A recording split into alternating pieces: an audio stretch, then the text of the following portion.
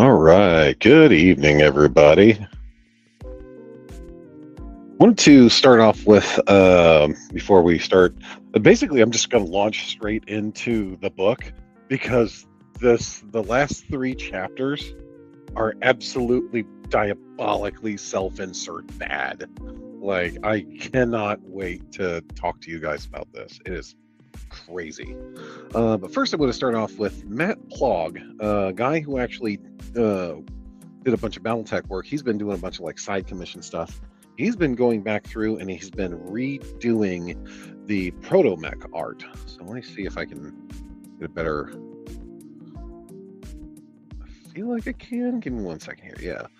So he's been going back through and like redoing the proto-mech art. And this is a Harpy. So this is I believe the 5-ton proto-mech, and it had one machine gun, and that's it.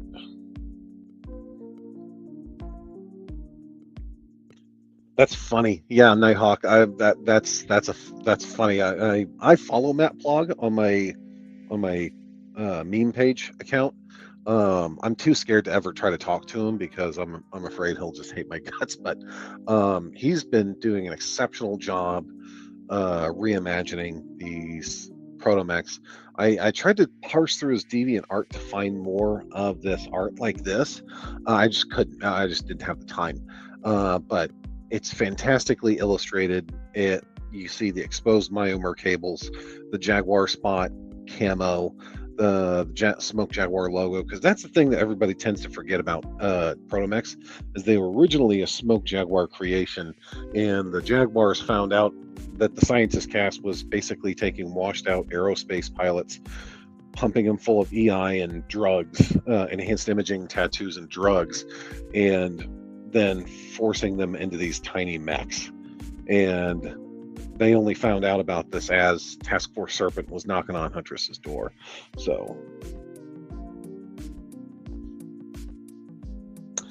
but yeah, I really like his reinterpretation of this art. I'm a big Protomex fan. I always have been.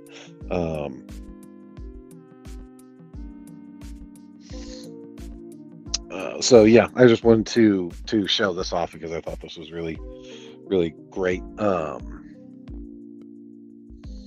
And if you just go to his Facebook page or his DeviantArt, if you're he's always doing something interesting. He's always got some sort of crazy cool art on his page, like this blood asp, I believe. Yeah, it's blood asp of some stripe or description. It looks amazing.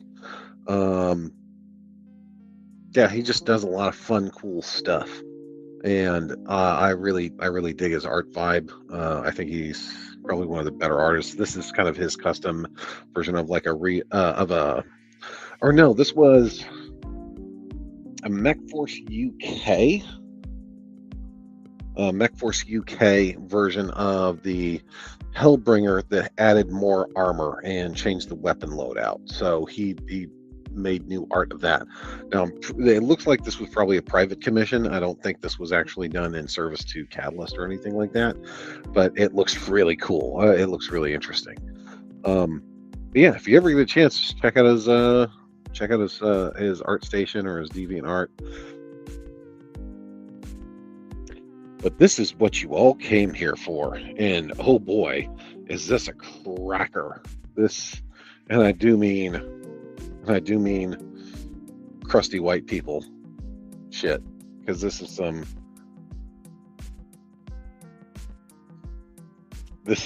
is exceptional. So it's like the first chapter, I was reading it and there was so much just dog shit that I ended up highlighting almost every line in the chapter that I wanted to share with you guys. So this is going to be chef's kiss. So we left off to kind of summarize events. So prologue. I feel like my mic's really loud. Give me 1 second. I'm gonna edit mic.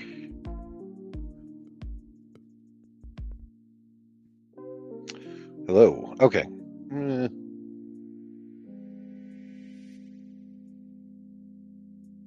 Okay, there we go. That's better. So, in summary, Ghost of Timkovichi. The prologue, Calendar Kell goes to Timkovichi and meets old Tom Frost, uh, trying to write music in a dead city because he's a ghoul. And he says, "Are you here to liberate the planet?" And Calendar Kell goes, "Lol, Lamau," drops off a monument and leaves. She brought a Fortress-class dropship full of troops that could have just raffle stomped the Falcons that were on the planet, but she didn't do that, so it's like, whatever. And then the next chapter sees Colonel Mallory, who's in charge of the Ghost Dogs, who were originally the Wolfhound, if I remember correct, the Wolfhound Battalion of the Kellhounds, and they basically ran to ground, took on this identity as, oh, increased volume, okay.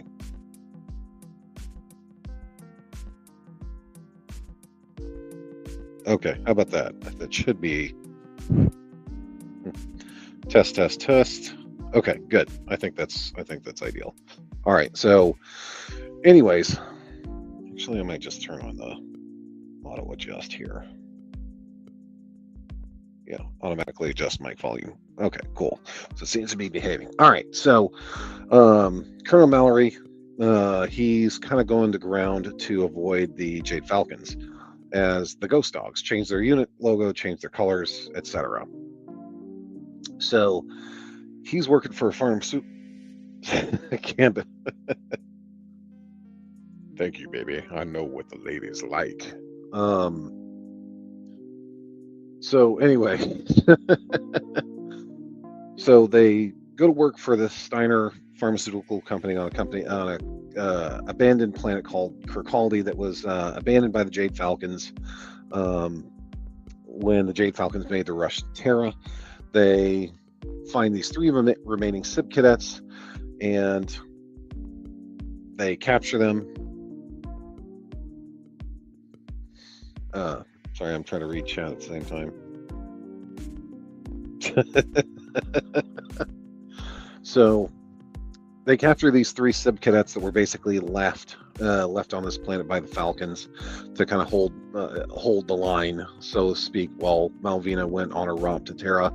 And as they're getting ready to leave, they get a message from Calendar Kell calling them back to Ark Royal. So they get to Ark Royal. They get his mission, which is liberate Timkovichi, which is weird because Calendar Kell was just there not too long ago, and she just fucking didn't, even though she had like way more resources. So it's like, oh, okay, that's weird. And so she basically says, hey, go liberate Timkovichi, the Steiners, and the Jade Falcon holdouts on the planet. They want both of them kicked off their world, and we want them to kind of determine their own fate, whether they want to join the Ark Royal Defense Coalition or just be independent. So, and she tells him that his son named Keith wants to join him. Calendar doesn't give him Keith's mech, though, just sends him. Why? Don't know.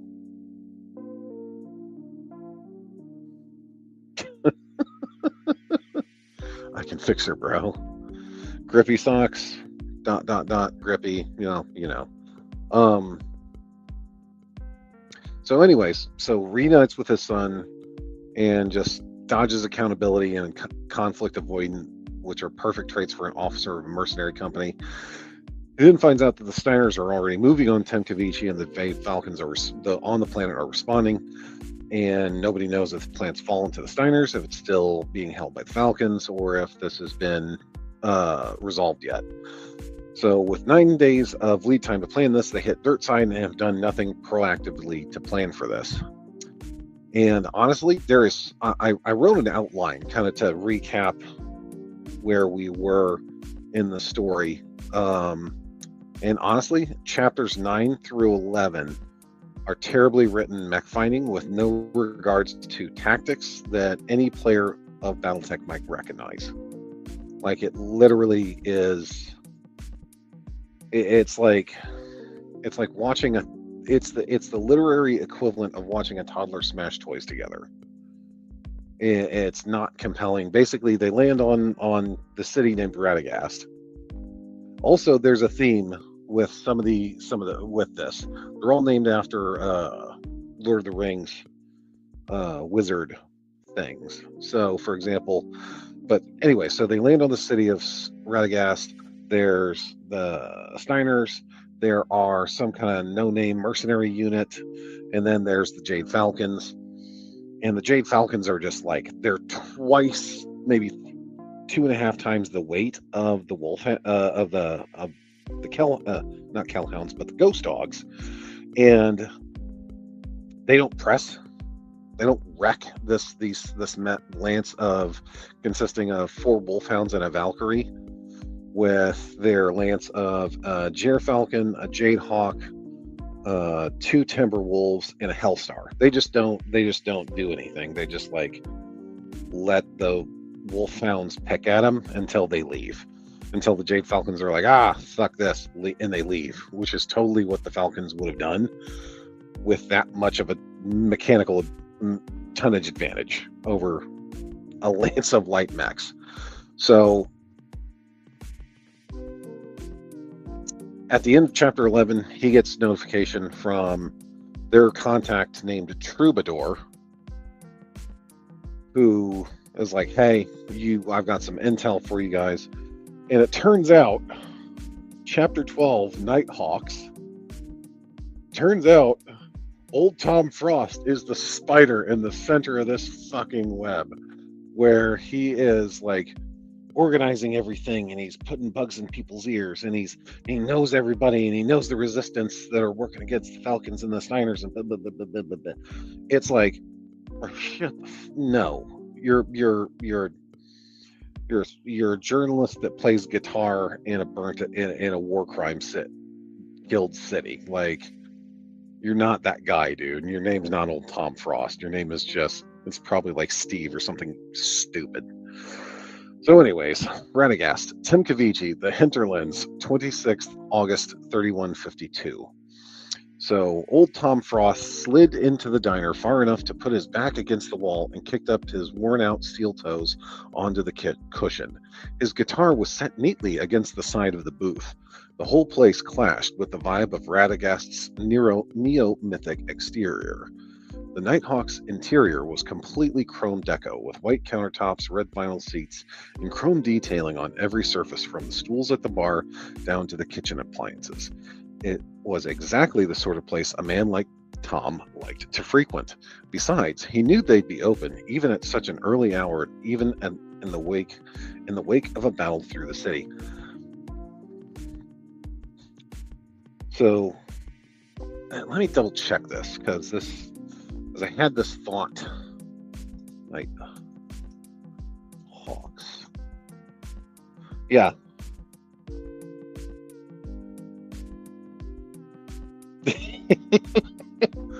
No, so what he's referencing, let's see.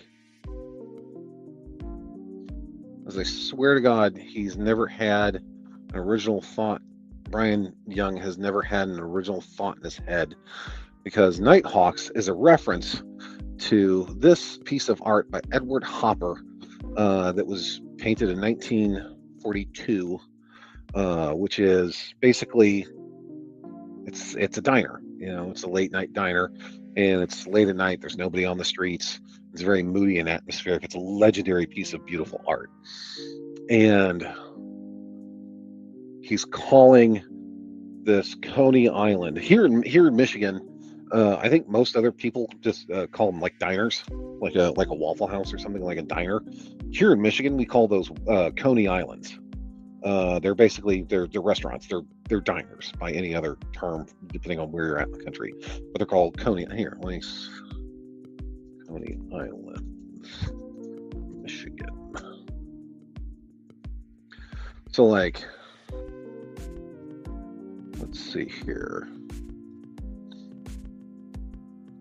National Coney Islands, Michigan. Interior. So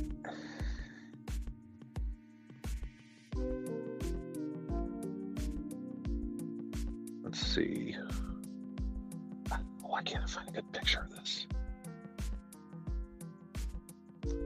Yeah, here we go.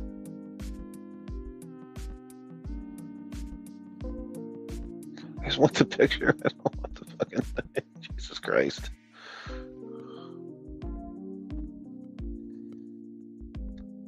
Inside. There we go. Yeah, so this is a Coney Island. This is a national Coney Island here in Michigan. So he's referenced, and this is the other thing that I noticed about reading through this book.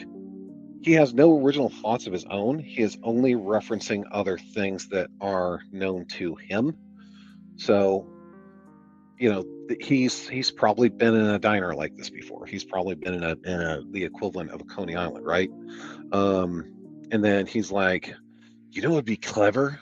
What if I called this retro diner that he's sitting in? What if I called it Nighthawks? I'm referencing this photo by Edward Hopper. That'd be so cool. It's like, bro, shut the fuck up. Come on, man. So, anywho, so he's and I'm as I'm reading this, I can feel that, like, I can feel him just hunched over with the posture of a fucking comma and his dirty little writer's, you know, nook going, yeah, I'm really cooking with gas on this one. I'm making the city is called Radagast, which is a reference to Radagast the Brown, and then I'm making this Nighthawks oblique reference to that piece of art, and I got this cool character named Old Tom Frost, and he's a journalist and he likes to play guitar just like me. It's like, bro, shit, just stop already. So that's the first paragraph, and that's how badly I wanted to tangent about that. So anyways, a server brought him a mug and cheap diner coffee, perfect black sludge. He took a slow sip and nodded with pleasure. Better bring another. I'm having company. One I should leave the pot. May as well. We may be at it a while, and the sun's coming up. And so there's a way for people. I don't know why this pisses me off about writers when they try to write.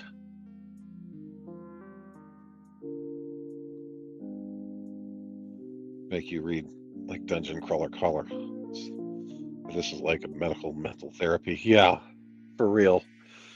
So he's like, when the character's talking, it's may as well. We may be at it a while, and the sun's coming. COMIN apostrophe up apostrophe N. So N, they'll be here any minute. So he's trying to write it in this way. I'm sure there's a literary term for it. I just can't remember off the top of my head. Where you're writing how somebody would actually speak the line, and you can kind of hear it in your head. So she went. So did that. He said Tom took another sip of coffee. Its dark ambrosia and life-giving caffeine was the only way he could do nights this late and his age.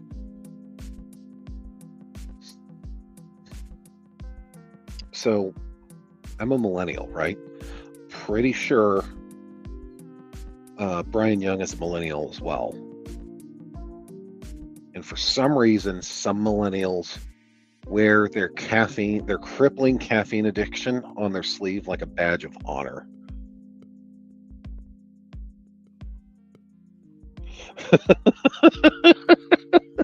I do this for the fans. I certainly don't do it for the money because YouTube doesn't have me monetized. But it's like it's dark ambrosia and life-giving caffeine. It's like life-giving caffeine. Just like I'm like, it's like, you know those women that are out there that like they make Starbucks their whole personality, and they're like, oh my god, gotta get my Starbies. It's like, this guy probably has, Brian Young probably has in his house, he probably has like one of those espresso pull shot machines with the little fucking needles and the filters and all this other bullshit. And he has like a little like a scale that measures out the perfect amount of fucking beans. And he does all this bullshit. I bet he makes this coffee like an absolute ritual. He either does that or he does the opposite, which is he lets it sit in the pot for 5 hours and then drinks whatever black tar, heroin, caffeine crap comes out of it. He does one of the two. I don't know which it is. I'm guessing based on this character, because this character is a very clear self-insert, that he lets it marinate in the pot for like 5 hours before he even thinks about drinking it. And I bet he puts like half a bag of grounds in the filter to the point where it's filling up and there's grounds lingering in the bottom. Just drinks caffeine like a goblin because he has a crippling need for it, because if he goes 5 minutes without caffeine, he gets a headache. And then the other thing that pisses me off about this chapter, amongst very many others, is that when the character sees, he's kind of doing the narrator thing, when he's looking through kind of the eyes of Frost, looking at Hank Mallory as he's coming in, he does it as if it's in the character's thoughts, and they're just as sloppily, kind of that vernacular language way of like reading, like a handsome looking Lookin apostrophe fella stepped inside with a military bearing and a uniform to match. He looked close to Tom's age, with more salt in his hair than pepper. He looked like he might have been the very model of an aging mech warrior. The uniform, despite a knight in a mech, was crisp, with straight creased lines that matched those on his face and around his eyes. He even looked reasonably clean-shaven. He wore a black and red Kellhound pin on his collar, but his patches bore a multicolored shepherd dog in much brighter colors. Might be the subunit he'd be dealing with over the course of their little revolution. So, this is the first time that we've heard this character talk about like what they're trying to do as a revolution, because Brian Young, Russell Zimmerman, all the Catalyst ilk, they see themselves as revolutionaries, not extremely mediocre writers and authors. So that's important. That's going to be important coming in later in this chapter. So they start talking, and he's trying to like get the vibe. And Tom smiled brightly at the man, waved him over. Come on in and take a load off. The AC in here's cold enough to take the edge off that heat from your mech. And I figure you gotta be hungry for some solid food, right? I imagine it's been a hell of a night. HELLUVA night.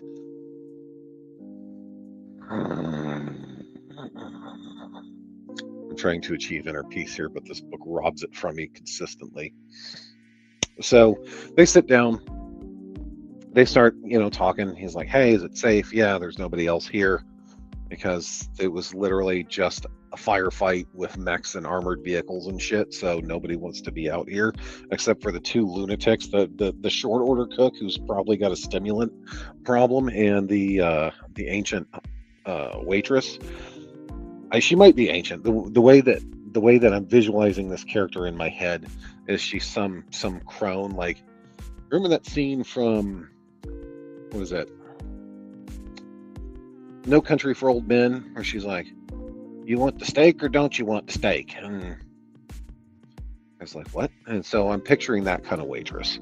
So they get their introductions, and they talk, and they're like, hey, why are you here? Why'd they send you? And they take a food order. Because this is the other thing that millennial writers do that I absolutely hate. And every time I hear like a millennial write something, or see a millennial write something in media, whether it's books, comic books, movies, that has to do with food, I want to get like a comically large horseshoe magnet and degauss their fucking hard drive. I want to put a shotgun round through their hard drive so they can't save this atrocity to digital files, because For some reason, millennials they write about coffee, and they write about things that are familiar to them, and they write about themselves, and uh, they write about food. Like, I don't know why this is, but it needs to fucking stop. And this is coming from a millennial who doesn't think what I like to eat is very relevant. My life experiences, as far as they're only relevant to how I would inform shaping these characters. But if you've never had any like real struggle in your life, and I think if you haven't done anything exciting or interesting and whatnot, it makes it extremely hard for you as a writer to write characters that have led a hard life, because the hardest thing that you've ever had to do, I think the hardest thing that you have had to do as like a millennial writer who writes for a fucking living was probably your dad telling you that mom and dad are getting divorced, or telling you, hey, I'm going to take your PlayStation away because your grades are slipping. Those are like the two most traumatic things a millennial can have happen to them, and apparently that's like that qualifies them to write mill sci-fi, you know. So, oh, Jesus, not even halfway through this fucking chapter, and I'm already just destroying this character. So they talk about food, they get the food, they eat the food, they talk about the food, and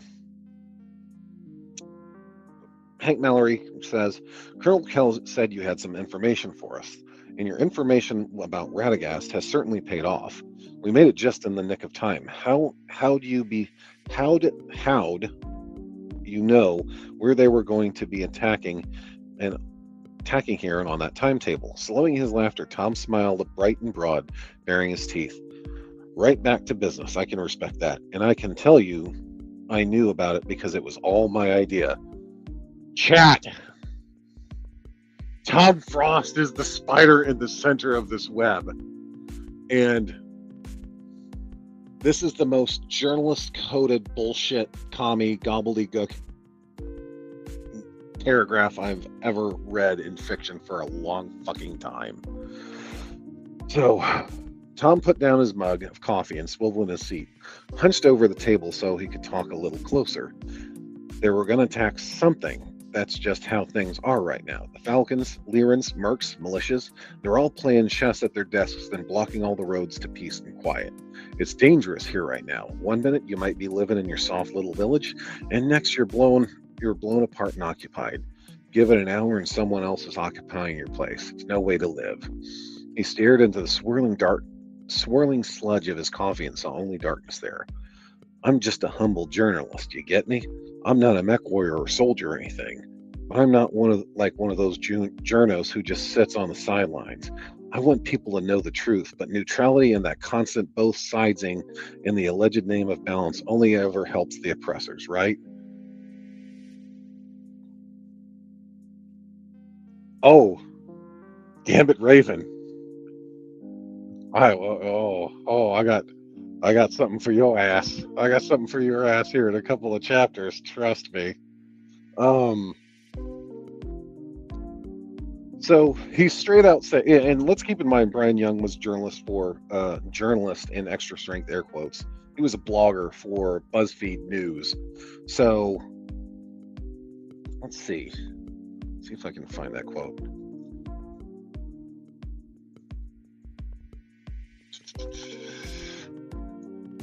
Yeah, here we go.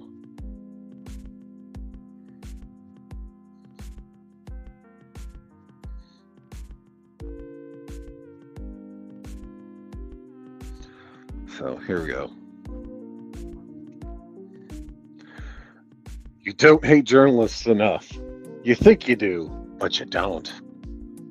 So this quote is ever fucking green.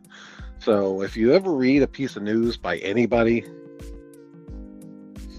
so anytime you read a piece of news or anything by any of these authors, just know that they're like, oh, we're the freedom fighters fighting oppression by creating just fucking outrageous lies and just destroying the truth and you know, telling people, to ignore the evidence of your lying eyes. So it's like, it's wild that he would just be like, yeah, no, I'm going to lie and manipulate people because that's the right thing to do, quote unquote. So, anyways, well, I saw what happened here when I maintained my ethical editorial distancing graywalk. You were there, right? The solemn, flat look in Hank's eyes told the story. Tom knew that look, and knew he'd been there. Yeah, well, I want people to be informed with the right information. Sometimes I concede that information with hints of things to come. And I can ask my questions and whisper in the ears of sources, and I can orchestrate a thing or two if I know it can prevent the sort of devastation we've all had too much of on this planet. Is that a crime? Yes, indeed. You know, it's it's funny, Nighthawk. Old Tom Frost is fake news. He's a fake journalist. He's talking about manipulating public perception. Absolutely fake news. Fake news blogger. So, well, between us, Tom's hoarse voice got even lower as he hunched across the table. I heard you were coming through the means, I heard you were coming through the means the good colonel gave me. Or she's the Grand Duchess now, right? So basically he talks about like how he just lies to people to manipulate events in this on Timkovichi, and specifically with regards to what happened with their defense of Radagast, right? It would have been pretty bad. 2.5 different factions fighting each other over the same town. But Kellhounds are bad pennies. They always turn up, especially when it comes to the Falcons. Apostrophe capital S Pecially, especially. Mallory nodded wistfully, like he'd been taking in the wisdom of the world. I imagine things have changed quite a bit since I was here last. So basically, they kind of go back and forth about like, yeah, so the Falcons fucked off. There's probably about a dozen of them left on the planet. Then the Lyrans came in. The Lyrans want the planet back, not for any like altruistic reason, but because it was theirs.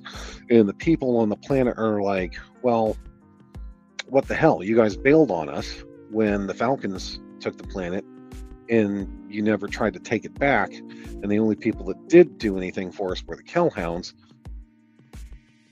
But they still want to be independent, and they don't want to join the Ark Royal Defense Coalition. So, I don't know. So basically they go back and forth, and they talk about the situation on the planet, and basically letting them know like, hey, this is what's happening. There's a resistance movement on the planet that was never mentioned prior to this fucking chapter. Like, that's the other thing that Brian Young specifically and other writers, millennial writers, do, is they don't establish shit. They don't establish it. They're just like, oh yeah, there's a resistance movement on the planet towards the Jade Falcons. It's like, you could have led with that. Like, they couldn't take it back. They didn't have enough wolfhounds to fight off the Falcons, obviously. Well, yeah, so that's, yeah, so I don't know. Yeah. Yeah.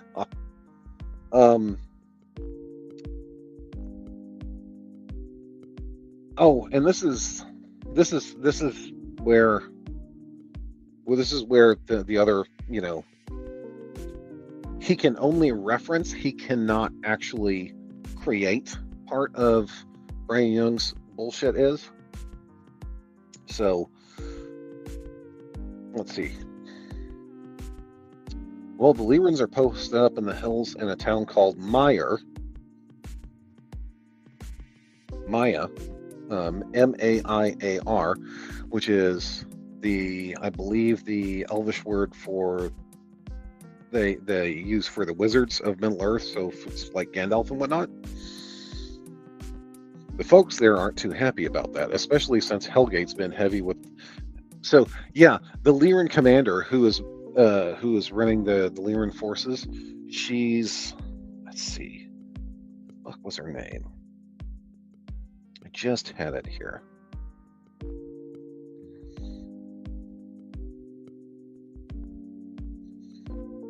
Oh, before I get to that, they dug into the food. Tom felt every bite he took, soaking up the yolk with his toast and scooping up the beans and biting into the bacon, cleansed his soul to some degree. It was the food of the gods, ambrosia, and it filled him full of strength to do what had to be done for the good people and for the truth. Shut the fuck up. Shut the fuck up, Tom Frost. If that is your real name, your name's probably like Dave or some bullshit. So, anywho, so they're talking about, let's see. So they're talking about, hey, Williams, hello. So they're talking about the Lyran commander, and her name is like something, just had it here, something like suitably over the fucking top and like Nazi coded.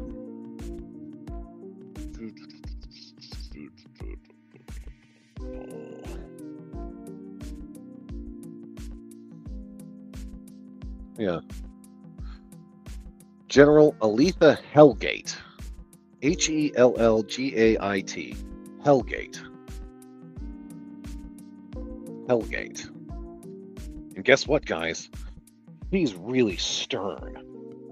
She's got the city of Maya under martial law. Because her name is Hellgate. And she's hellacious. Blah. So the folks aren't too happy about that, especially since Hellgate's been heavy with the rod, not wanting to spoil a child, if you get me. The Falcons are still in Istari. Which is, again, another reference to the Wizards of Tolkien's, Wizards of Middle Earth, which, if you didn't know, became the de facto capital since Hazen's raising of Greywalk, which I'm pretty sure one of Gandalf's nicknames was Greywalker. McWarrior named Coots in charge there. Resistance is all around. If you were here before, you might know some of the old days. Old Justin Bolger's running the operation against the Falcons in Istari. Obvious bad guy is obvious, yeah. Real subtle.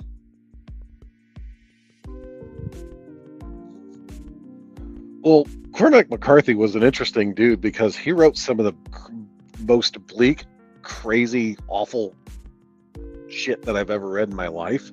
And he also didn't believe in punctuation and spelling. That's one thing that Brian Young has going for him. And Day by Day villain Steve. No one suspects Steve. God, what was it? One of my I was talking to a friend and we had, God, what was it? What the fuck did he say? It was something crazy. It was like, oh yeah. Here we go. So I was showing him off. I'm like, hey, check out this new force pack from Atomic Mass Games for Star Wars Legion, and it's got Savage Opress from the Clone Wars cartoon in it. And I was talking to somebody. And somebody said, Maul's family out here with names like Savage, Oppress, Rape and Pillage, RAPEN Pillage, and Enslave the apostrophe LOKALS, enslave the locals. So I should write a parody BattleTech story after I'm done with this, so that I can kind of draw out how retarded this book sounds. So Mallory collapsed. So old Justin Bolger's running the operation against the Falcons at Astari. Mallory collapsed back in his bench like he'd been kicked by a mule, his eyes suddenly wet with relief. Bolger made it out alive? Tom shrugged, as whole as anyone did from Grey Walk. The old Kellhound took a second to swallow hard, wipe his eyes, and take a long breath. Trauma! Trauma! So, because Brian Young doesn't know struggle, he doesn't know warfare, he doesn't know hardship, deprivation, brotherly love. He just knows fucking trauma because he's one of these awful millennial writers that has done nothing of consequence with his life, has never hit any personal walls, but every bad thing that's ever happened to him was fucking trauma. Like his barista got his order wrong at the Starbucks, and that's a trauma he has to carry around with him for the rest of his fucking life. Okay. So anyways, so they talk about what's going on with the Falcons. There's only about a dozen. Yeah, for real. So they're starting to talk about, different things and forced dispositions, and then they finish by talking about the food. Because of course they do. So that was one chapter, and it was this old Tom Frost character being a shitty commie journo pinko piece of garbage journalist, and establishing again that Hank Mallory gets sad about his dead friends and food and coffee. It's fantastic. I just have no words. And then part 3, Manslaughter Dragnets. Chapter 13, Wildflowers on a Cross by the Road. Oh, 1 second.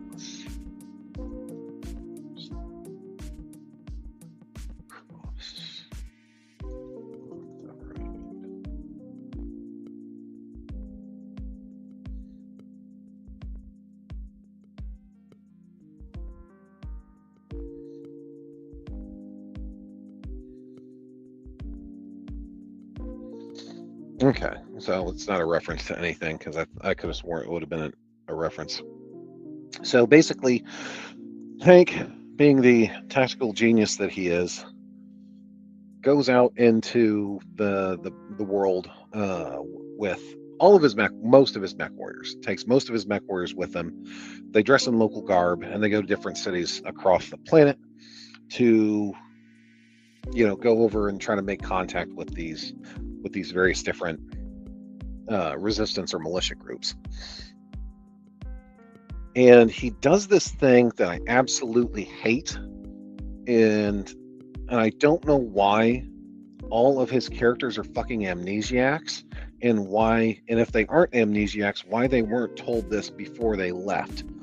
So what exactly are we looking for? Keith asked as they walked through Istari's old downtown. And then he takes like entire fucking 2 paragraphs to describe the city. Hank answered his son while scanning the marketplace for a 4th time. We were trying to see what we can see, meet who we can meet, collect more information, see if there's groups out, see if there's anyone who wants around who might help to bring us. Jesus, this way it's so written goddamn strangely. We are trying to see what we can see, meet who we can meet, collect more information, see if there's anyone around who might be able to help us bring the disparate groups together under one banner. Danger Force Extreme. Main character will be max danger, fueled only by bacon and caffeine. Oh, geez, 100 masters and win. I've got a legendary story I should tell next week about 19 Periphery Karnovs. that's outside of the scope of this stream, unfortunately. So basically, he's telling a character that's with him. So he's telling a character that's with him what he would have told him before they left the drop ship to what they were going to do, which is stupid. You shouldn't do that, because the previous chapter, previously they kind of established, literally in the first couple of paragraphs, they established what they're doing, why they're doing it, and then you're immediately using this other character as a point of reference to regurgitate the same information you just shared with the audience. You don't need to do that. You can just say, okay, if they wanted to, I would have rewritten this like, what exactly are we looking for? I would have said something to the effect of, we've been here for a while, we're not seeing anybody. Are you looking for someone specific?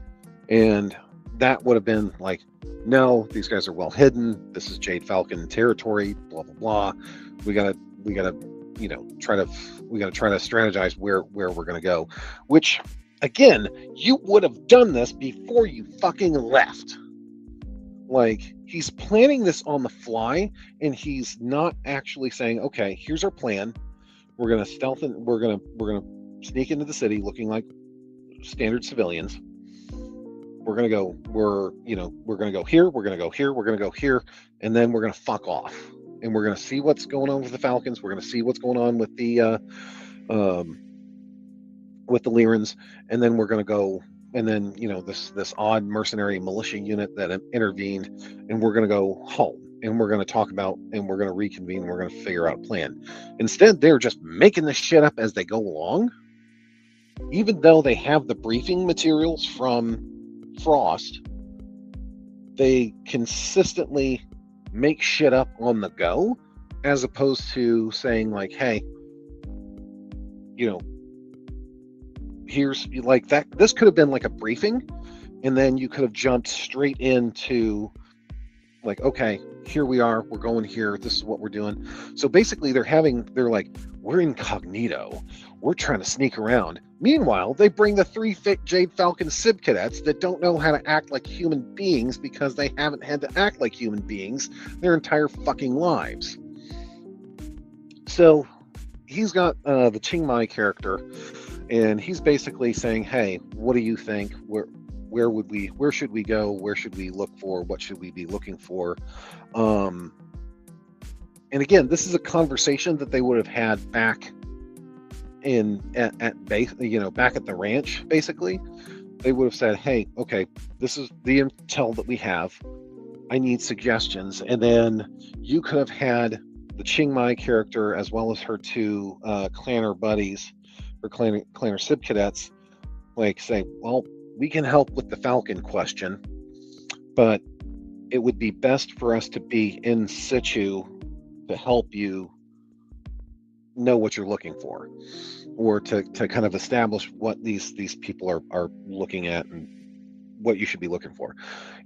And that would have been like, okay, these are Jade Falcons. Hank Mallory is not a fan of Jade Falcons.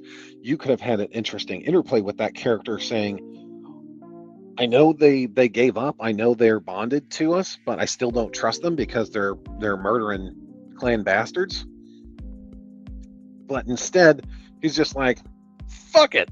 The people that don't know how to, the asocial monsters that don't exist outside of a warrior society, that have never had to exist outside of a warrior society until like a month ago. I'm sure they'll be fine. Nobody will notice in public that you have these 3 genetically beautiful human beings that are built like brick shit houses. I'm pretty sure nobody's going to notice them. Because he makes a big deal of how the bearing of the Jade Falcons point them out as rigid, military, disciplined, and how it's very noticeable. And if you're trying to do like some wet work, and not wet work, but like some infiltration like this to gather intelligence, that's not what you fucking want. You want people where you look at them and you're like, okay, I don't, hey, do you remember this guy? No, I don't. I saw him over there, but I can't tell you what his face looked like. And like, again, they're talking in public, trying to establish, what to do, where to go, etc. And she's out here saying like, like all three of us walking in with good reason might be suspicious. You two go in and report. I'll keep an eye out here. Colonel. Like they're, for context of this line, they're standing in front of a building, a city center where there's basically like a small office building where they think the Jade Falcon, government in air quotes such as it is being ran from.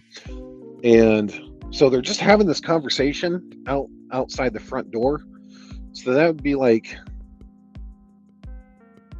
it'd be like me and three of my boys standing outside of a bank saying, hey, I'm going to go case the place out here. Why don't you guys go in and case the place in there? And the one person that says, hi, Robert McRobertson number 1. I'm Robert McRobertson number 2. I will absolutely go in and case that joint. And they're doing it in front of fucking security cameras. Like, do these guys not think security cameras exist? Is that just not a thing in BattleTech? Is that lost tech?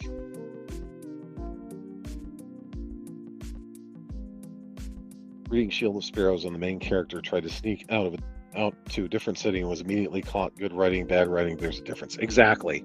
So that's basically what this chapter is them fucking around and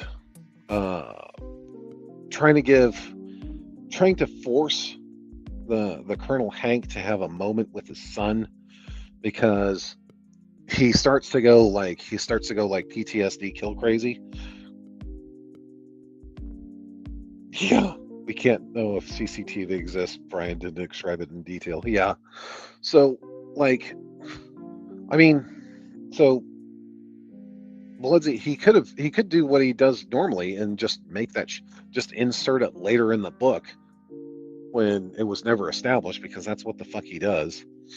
So anyways, they try to force this moment where Hank sees a couple of clan elementals on the street in full power armor, and he starts to go towards them for some reason, and he gets like this PTSD kill rage on him until his son says, "Hey, Dad," and the one of the hooks, the story plot points, if you can even fucking call it that, is he's estranged from his son Keith, and his Keith is treating him basically like a commanding officer, which I think represents good military discipline, but that's just me.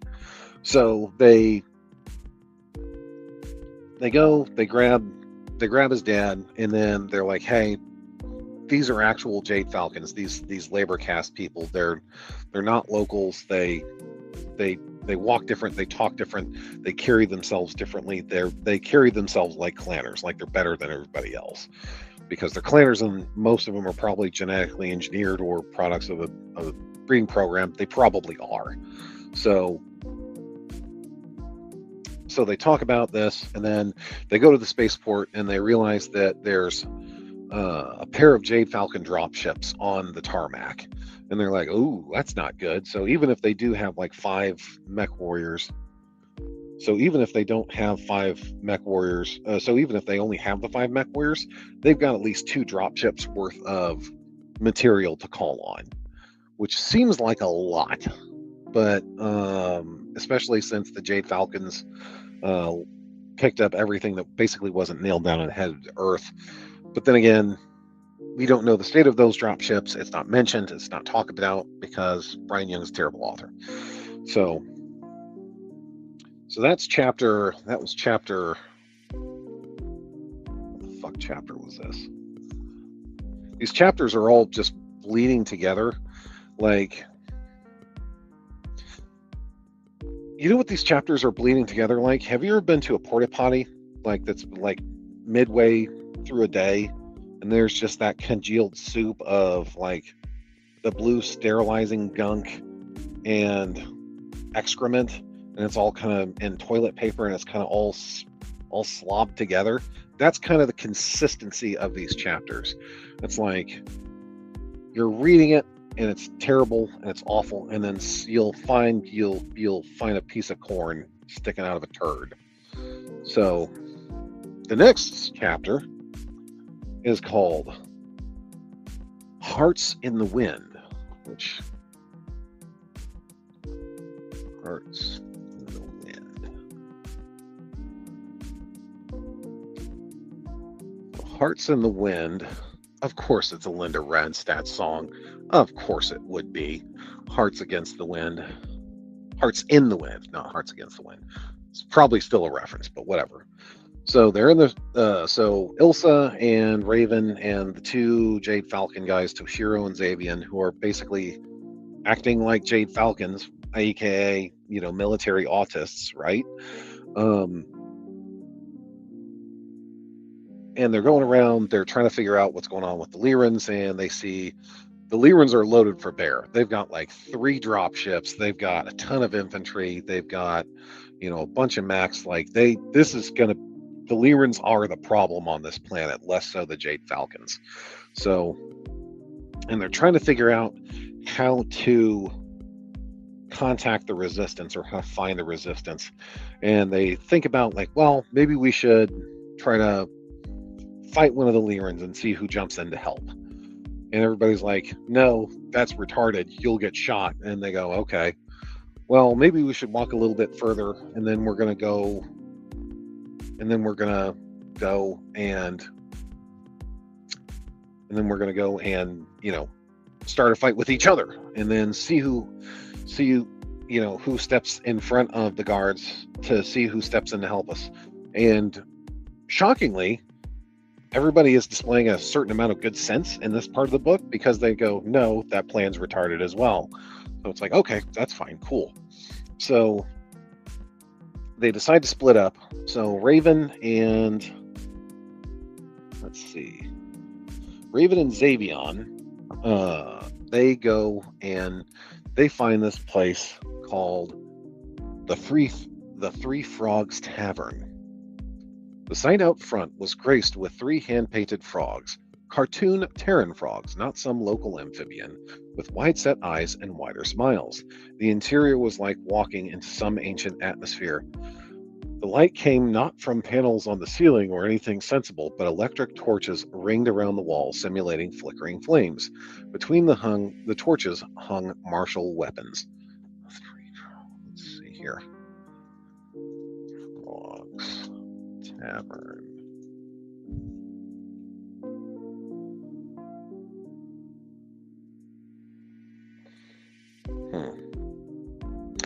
Can't tell if this is a reference to a local restaurant where he lives or what, but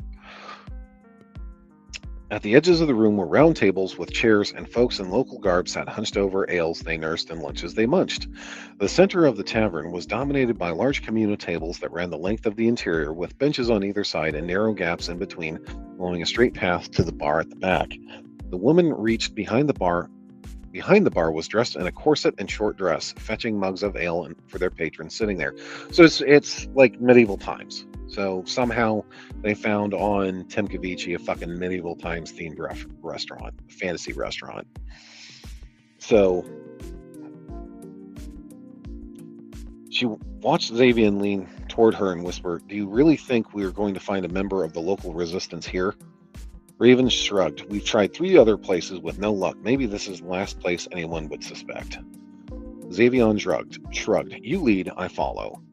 So they go, they order food, they order drink, because fucking millennial writing. "Hail and well met, fair travelers," she said in a husky voice. "What pray thee desire?" Like, come the fuck on, dude. Like, what are we doing here?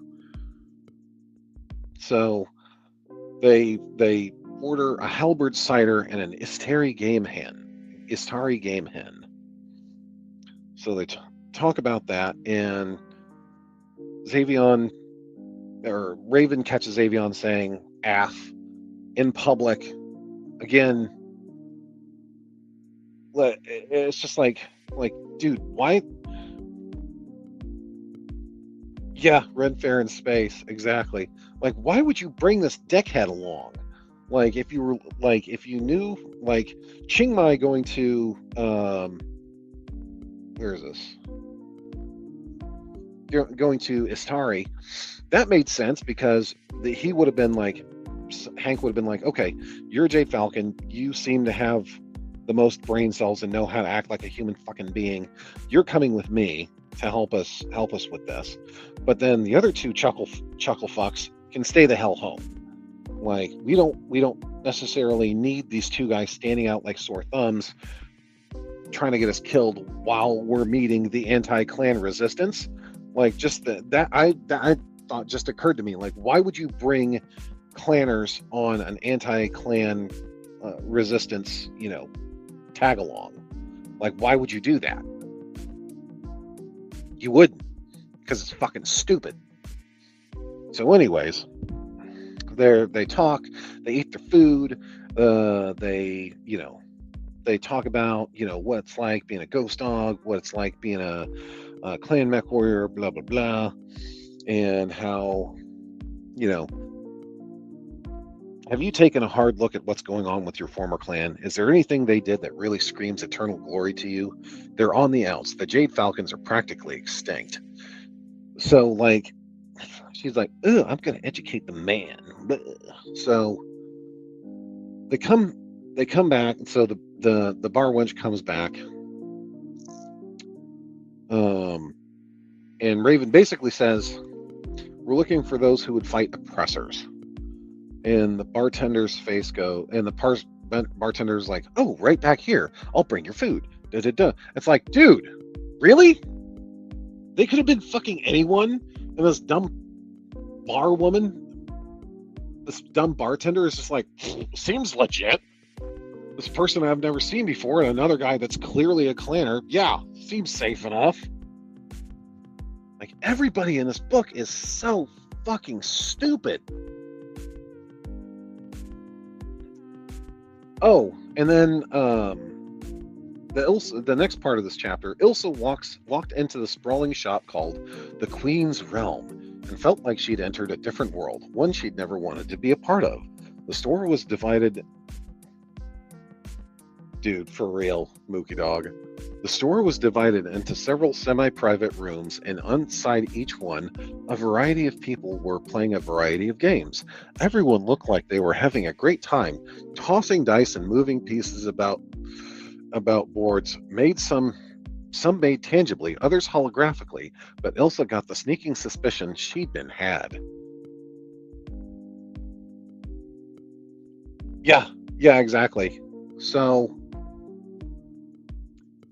guys, we have our first reference to a tabletop game store in BattleTech, and I am depressed that there's no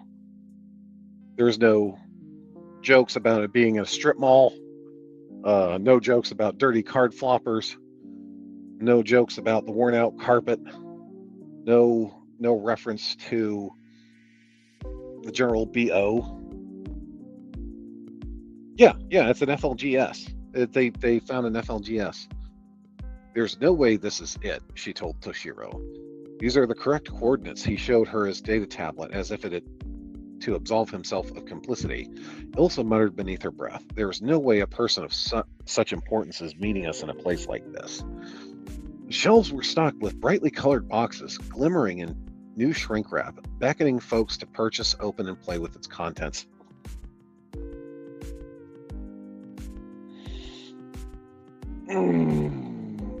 So,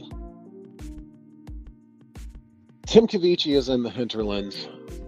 Timkovichi has been under clan occupation for decades, probably. Everything's going to shit. And they have new board games in a board game shop.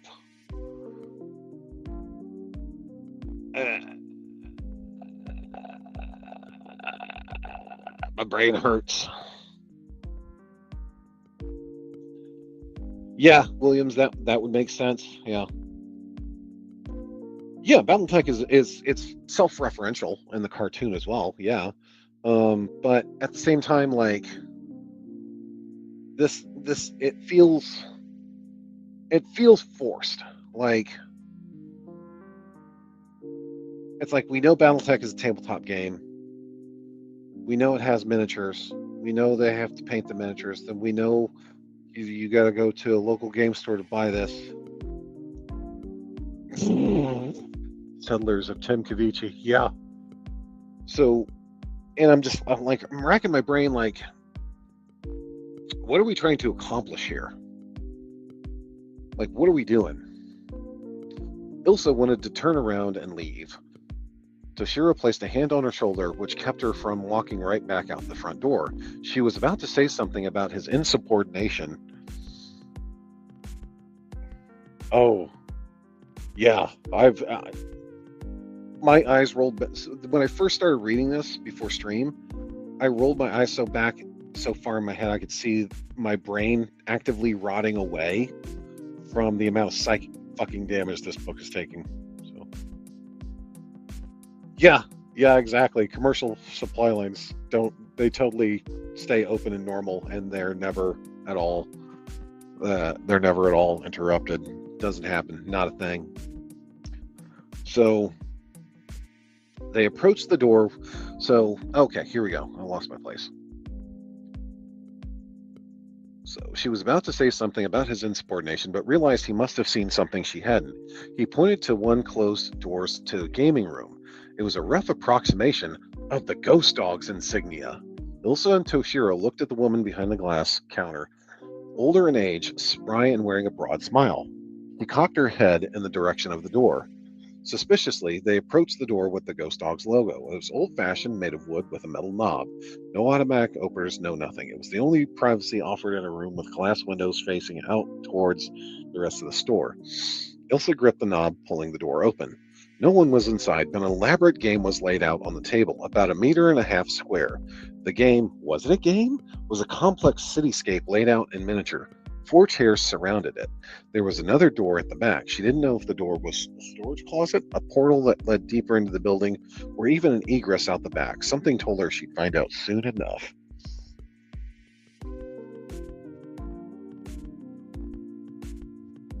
Oh, dude, Don, it's brutal, dude. It's so fucking bad.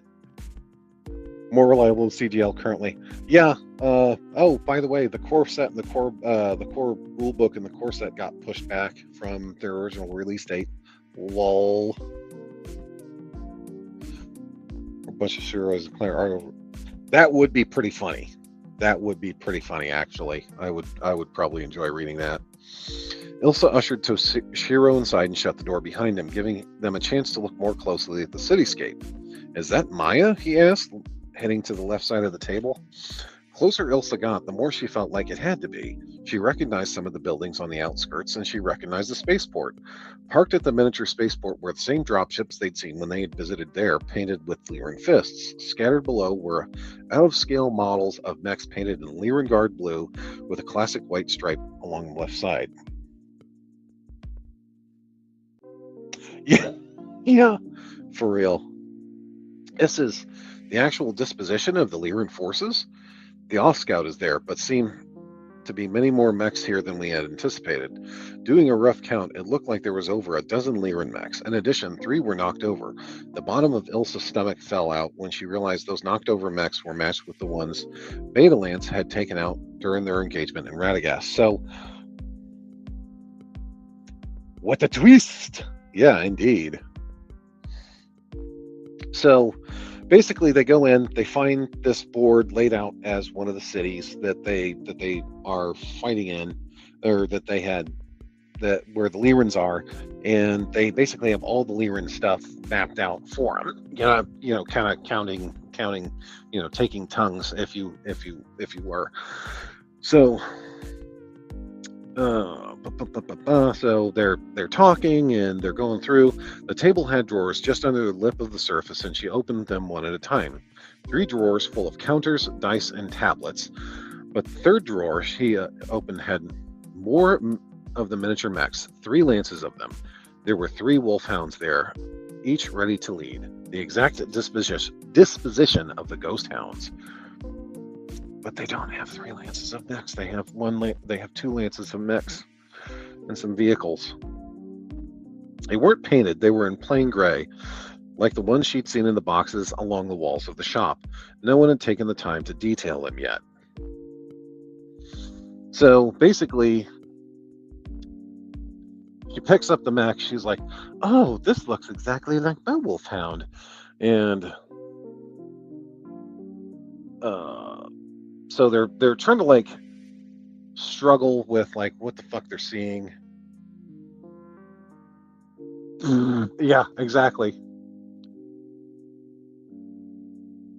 See, it's meta, guys. Oh, dude, this is fucking. You guys are gonna have a fucking aneurysm when I tell you this next character's name. The door in the back of the room opened, and a woman with coal black skin walked in. Ilsa guessed her age somewhere between 70 and 80. She wasn't hunched over from age, but the wrinkles around her eyes and on her hands told the story. So did the I hate this fucking word because I can never pronounce it correctly. Voluminous gray hair. It was a polished silver, less from age and more in the style that kids would use dye to achieve. Healthy and thick. Yeah, thick bitch.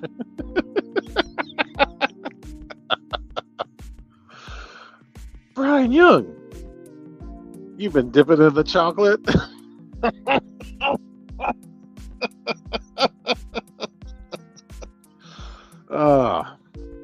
The little emblem of the Queen's realm was monogrammed on her collared shirt. I see you found your pieces on the game board. Her voice was much stronger and smoother than Ilsa expected. How did you know about these? We haven't been on planet that long. We have people in cities everywhere. In Radagast, here in Maiar, in Valar, which is, again, a Tolkien reference, in Sage, in the capital Istari, all across the planet. We keep track of all the players on the board. Let's see. And again, I'm about to read this line, and this is exactly how it's set up. So they make that line all across the planet. We keep track of all the players on the board. We don't know this character's name, but the characters do, because they never talk about who they're actually looking for, because that would have actually had to establish like them having the scene instead of people making shit up as they go along and making good decisions and choices. So I presume you're Stonehawker, Stonehhocker. So Stonehawker, dice seller. She runs a game store called Queen's Realm that sells dice, and her name is Stonehawker.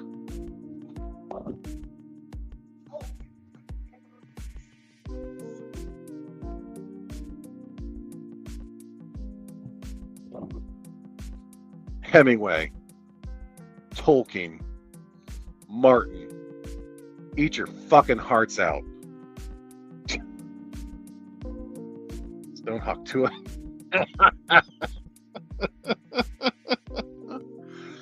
So, I presume you're Stonehawker, Ilsa said. That was the name on the dossier, and included photographs bore strong resemblance to the woman standing before them. They were all at least a decade or two out of date. She'd been here long before the initial Jade Falcon invasion. She'd worked with the Kellhounds and had survived the destruction of Greywalk. Who's asking? The old woman asked. That's just awkward to read. Who's asking? The old woman asked. Ilsa suddenly remembered the past phrase she was supposed to use and offered it. An old friend of the family. The woman's eyes turned down, demure and skeptical. Always good to have guests. As long as there's room at the table.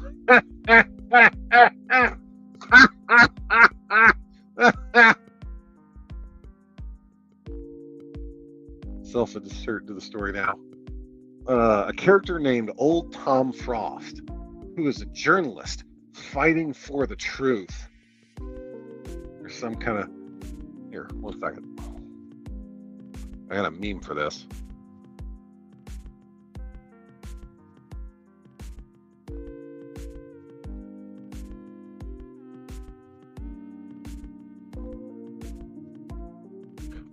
There we go.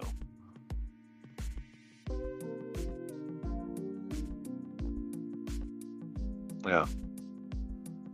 Turn my fucking BGM off here. Fucking commie. No offense, but it sounds like some fucking commie gobbledygook.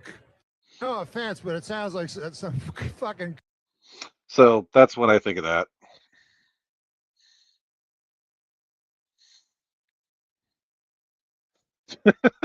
He's a genius. Yeah, he is. He is one of the writers of all time, as they say. So, oh god, I almost lost my place. You'll never guess what her first name is. Swear to God, you won't. As long as there's room at the table, Ilsa finished. The old woman bowed slightly, and Elsa thought her bones might creak as she did so. All right. So her first name is Susanna.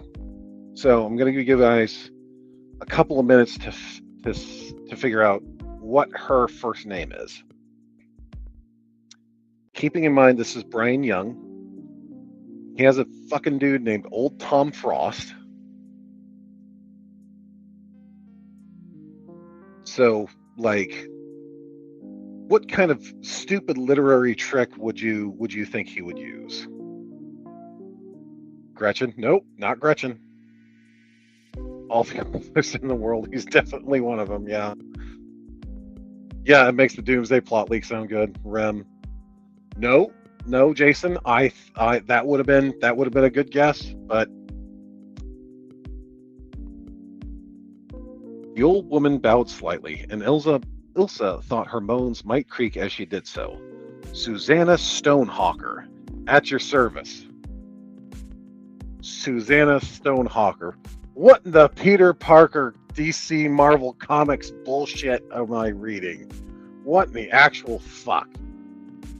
What in the actual goddamn piss fuck? Susanna Stonehawker. Okay. What's your superpower? Cleansing dirty card floppers in your store? What's your special power, Susanna? I throw dice at people real hard and then they leave my store. Fucking incredible. I just cannot even with this bullshit. And you're willing to help us even though the Ark Royal And you're willing to help us even though the Ark Royal Liberty Coalition sent us? Ilsa asked.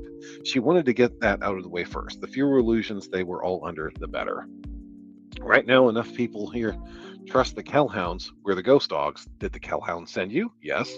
And did your colonel serve with the Kellhounds when the Jade Falcons rained fire from the sky? That's what I was told. And that's enough for now. We'll tell the ARLC to go to hell when the time comes. But right now, we need help. We have some janky mechs, old stuff that got scrapped or salvaged from the war and converted industrial mechs. So basically, they kind of go back and forth and talk about like trying to expand and get everybody under one banner. And that was the last. That was the last chapter that I'm going to read today.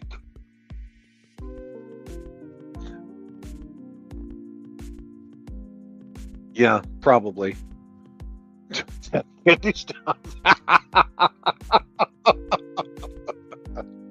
I make them all natural, Sonny. I drink nothing but Red Bulls and I piss out rocks. No, Bloodsy. I have taken plenty of psychic damage tonight. That's going to be it for me for this.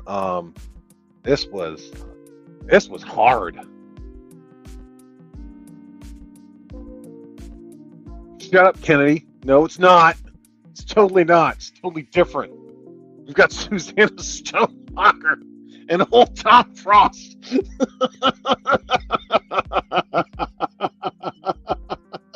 It's completely different. Holy shit. Oh my god. And before I have somebody like in my comments or when they see this, like, well, Grace and Death, he made one of his drop ships into a steamboat. Yeah, and everybody said that was retarded back then too, and they still say it's retarded to this day. William H. Keith ain't getting a fucking pass for turning Grayson Carlisle into Steamboat fucking Willie. Holy shit! But then people are defending this nonsense. Yeah, Premiere. I want to talk to. But holy fuckamoly. Holy Jesus. This is bad.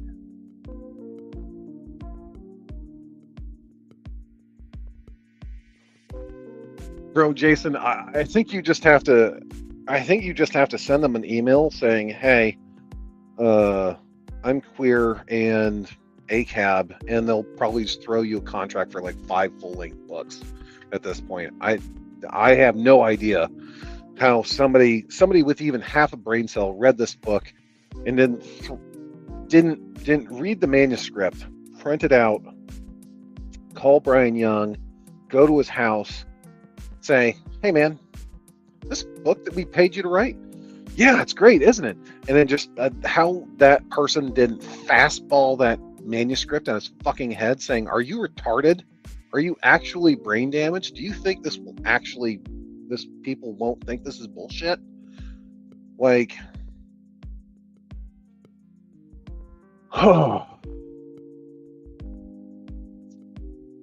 like the further I read in this book, the more psychic damage I'm taking. I'm going to end up. Who was that detective at the end of what was that Call of Cthulhu game? Oh, it's going to bother me now.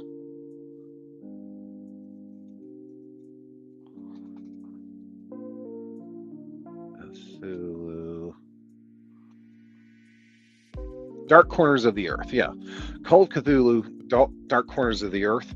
You know how in the beginning of that story, you know how at the beginning of that story, the detective was in like an insane asylum and he fucking hung himself, and then the orderly rushes in and he sees the Necronomicon on the fucking floor. That's what I feel. That I feel like is what's going to happen to me. Somebody's going to find me hanging from the rafters with this book open to this fucking page. I tried to read it, and I tried to conquer its dark knowledge. I tried to understand its evil spells by which they can it infects people. It's like a cognito hazard where it worms into the brains of vulnerable tabletop war game makers and just makes them fucking retarded and makes I want to decipher this evil magic. Oh.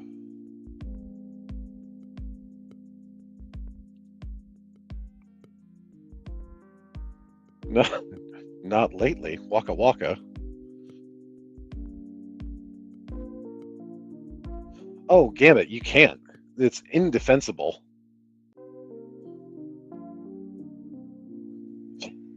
Yeah. They would see me hanging from the fucking ceiling fan slowly spinning, and they would see this book open in this section, and yeah, like, Chief, we got another one. Yeah, Brian Namaka. The Brian Namaka Ex Mortis, exactly.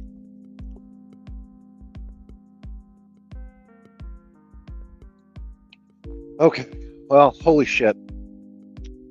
I'm half poisoned because Canada is on fire and the wind is blowing here in Michigan, and my throat's raw. I'm tired. I want to go to bed. This book has violated my fucking brain meat for 3 hours today between reading it off and on and regurgitating it for you guys here on stream. And yeah, I need to go fucking lay down.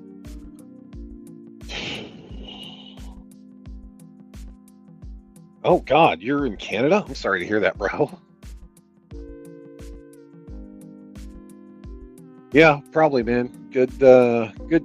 So, I'll wrap it up here. Thank you guys so much for coming. I really enjoy you guys coming in and participating and showing up.